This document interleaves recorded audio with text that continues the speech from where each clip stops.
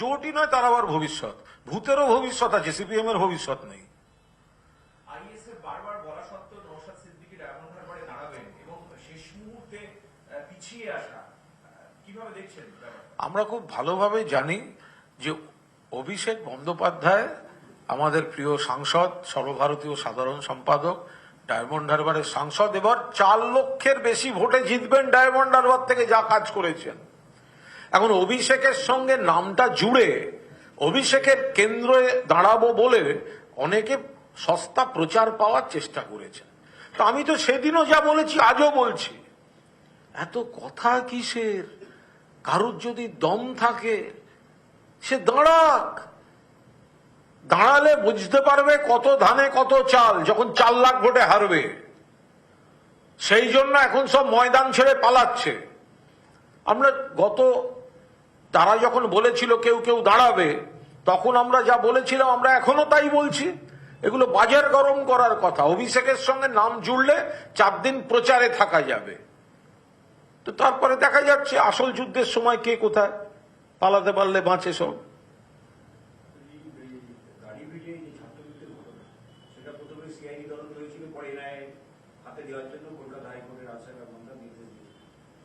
কার্যকরী হয়নি এখন, এনআইএর হাতে নথিপত্র তুলে দেওয়া হয়নি। সেই জন্য আজকে বিচারপতি মান্তা রাজ্য সরকারের বিরুদ্ধে, রাজ্যের মুখ্য সচিব, স্বরাষ্ট্র সচিব এডি সিআইডির বিরুদ্ধে আদালত অবমাননার দরুন দায়ী করেছে। দেখুন, এটা আদালতের একটা কোনো প্রক্রিয়া। তো এই ধরনের আদালতের যে বিভিন্ন ধরনের প্রক্রিয়া থাকতে পারে, সেটা যারা কনসার্ন ব্যক্তি বা কনসার্ন পার্টি, তারা বা তাদের আইনজীবীরাও তাদের সদুত্তর বা তাদের তরফে যুক্তি দিতে পারবেন। ফলে এই মুহূর্তে এই বিষয়ে দলের তরফ থেকে কোনো কিছু বলার নেই।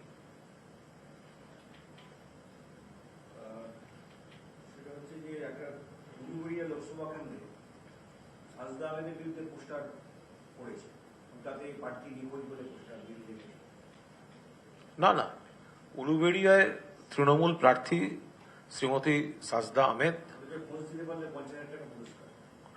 বিপুল ভোটে জিতবেন, তাতে আতঙ্কিত হয়ে কেউ বা কারা এই ধরনের বিভ্রান্তিকর লাগাচ্ছে, তাদের সঙ্গে তৃণমূলের কোনো সম্পর্ক নেই। ফলে বিপুল ভোটে জিতবেন, তো ভোটের ফল বেরোলেই দেখা যাবে। অকারণ এইসব পোস্টার টোস্টার করে তাদের এনার্জি নষ্ট না করে দয়া করে তৃণমূলকে ভোটটা দিন, কারণ তৃণমূলের প্রার্থী জিতবেন। পেট্রোল ডিজেলের দাম মাত্রাতিরিক্তভাবে বেড়েছে এবং এই ভোট ঘোষণা হওয়ার ঠিক আগের মুহূর্তে 2 টাকা করে কমানো হয়েছে। মানুষ বোঝেন, পেট্রোল, ডিজেল, রান্নার গ্যাস, কেরোসিন তেল, জীবনদায়ী ওষুধ, কৃষকের সার, এই সবের দাম কিন্তু বিজেপি সরকার বাড়িয়েছে।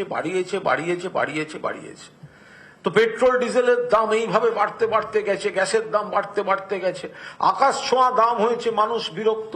সেই কারণে ভোটের মুখে এসে নামমাত্র ছাড়, কোথায় 1 টাকা, কাকে 2 টাকা, কাকে এই।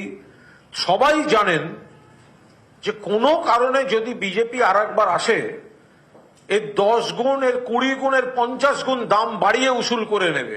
ফলে যারা দামটা কমাতে চান তারা বিজেপিকে ভোট দেবেন না। বিকল্প সরকার আসবে, আর সেখানে যদি তৃণমূল নিয়ন্ত্রক হয়, তাহলে পেট্রোল, ডিজেল, রান্নার গ্যাস, কৃষকের সার, জীবনদায়ী ওষুধ, এগুলোর দাম অনেক বেশি করে কমানো হবে। তাই ভোটটা দিন বিকল্প সরকার গড়তে, এবং তাতে তৃণমূল কংগ্রেস যাতে নিয়ন্ত্রকের ভূমিকা পালন করতে পারে।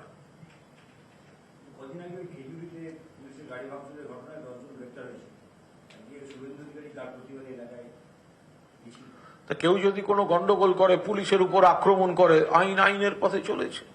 ফলে সেই জায়গায় দাঁড়িয়ে প্ররোচনার রাজনীতি, উস্কানির রাজনীতি শুভেন্দু অধিকারী করে থাকেন। তিনি সেই কাজ করতে ওখানে গিয়েছেন, মানুষ তাতে সাড়া দেবেন না। আর মিনিট 5 পরে অর্জুন সিং ঘর বাপসি করছেন, দিল্লিতে গিয়ে তিনি যোগ দিচ্ছেন। যে আরববার বাকি নেতাদের ক্ষেত্রে জয়েনিংয়ে দেখা যায়, বিজেপি শিবিরে অর্জুনকে ঘিরে সে উৎসাহ দেখা যাচ্ছে না, এমনকি